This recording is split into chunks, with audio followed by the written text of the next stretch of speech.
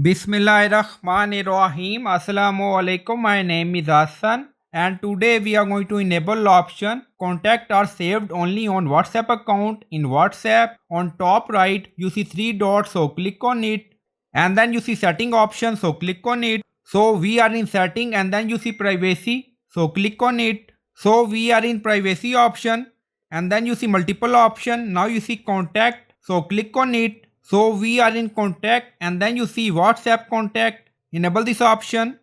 Turn on WhatsApp contact. Your contact will be saved to your WhatsApp account.